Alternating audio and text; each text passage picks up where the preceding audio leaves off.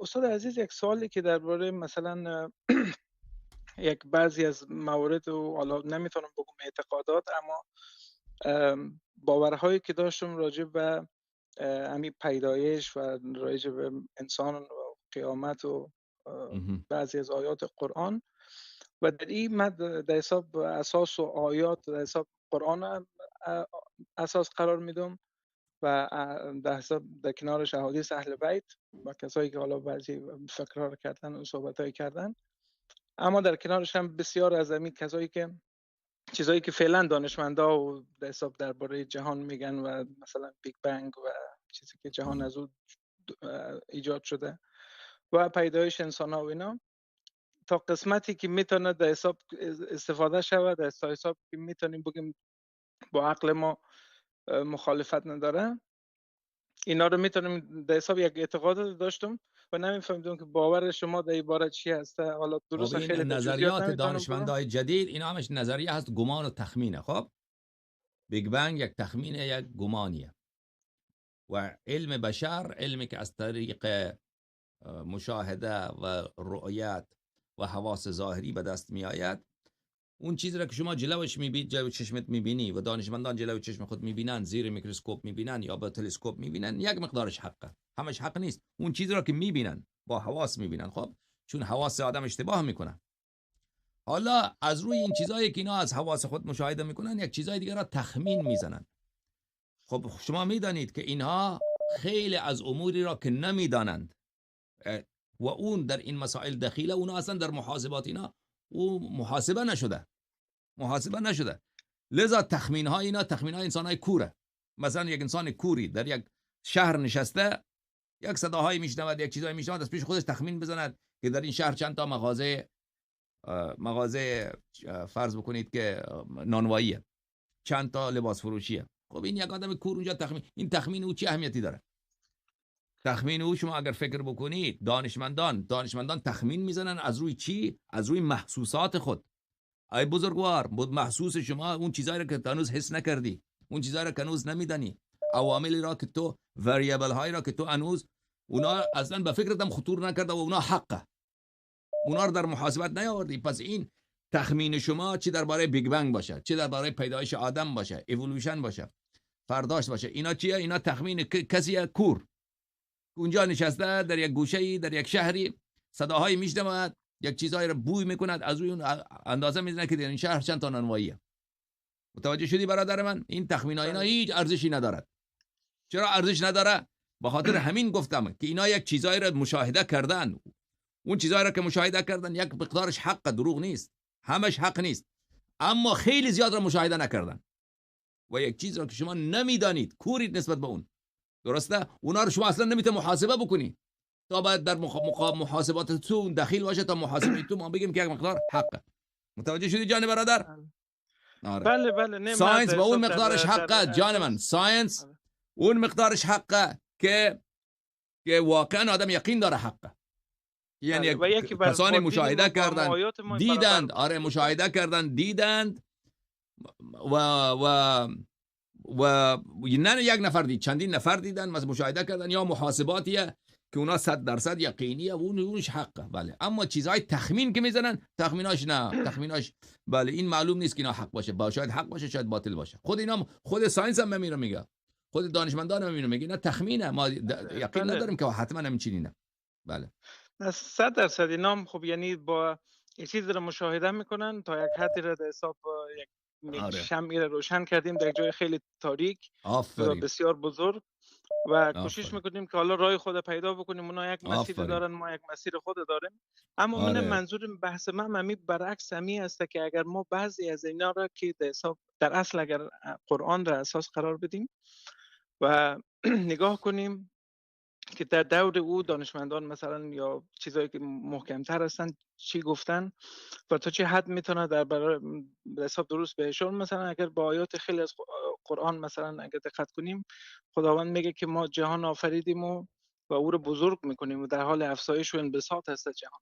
بله. و مثلا در خیلی از آیات اگر شما مثلا ببینید اذا وقعت الواقعه لیس لوقعت الکاذبه خافضة رافعه، یک بالا برنده پایین کشاننده هستن.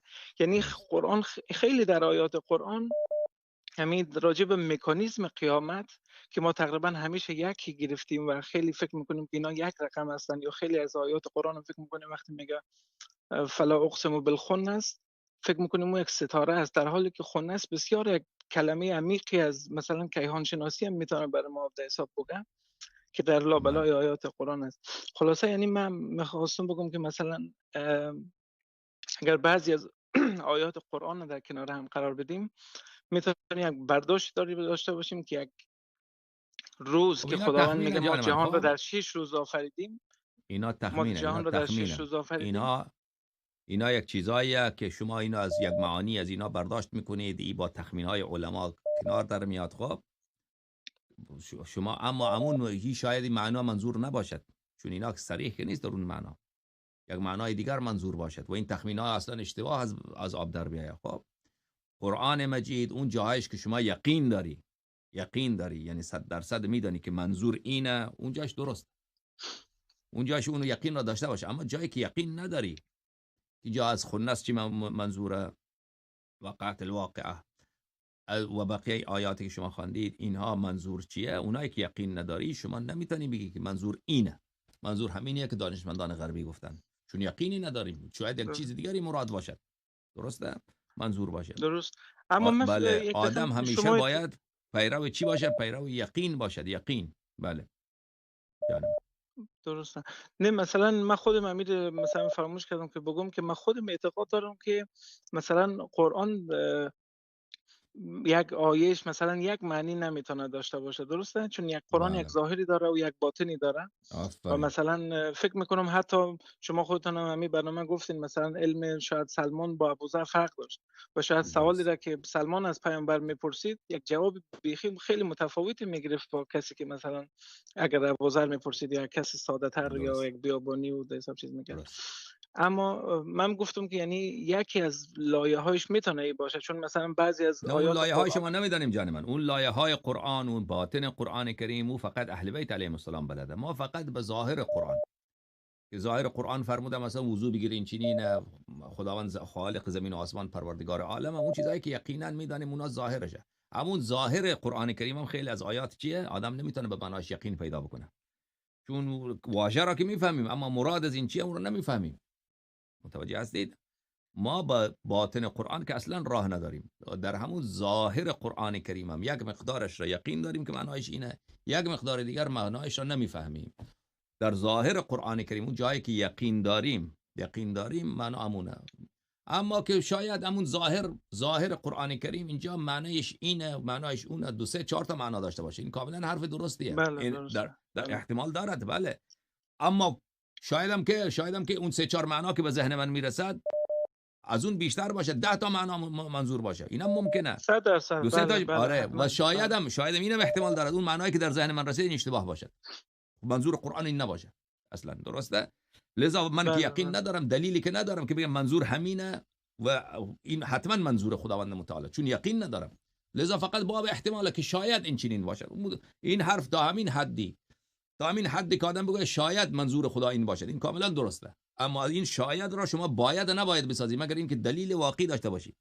این شاید باید در حد احتمال بماند که من میگم این کتاب جملهش این فرموده، شاید معنایش این باشد، این کاملا درسته، تا وقتی که ما دلیل پیدا بکنیم که این معنا اصلا منظور نیست، ولی این شاید منظور، این شایده.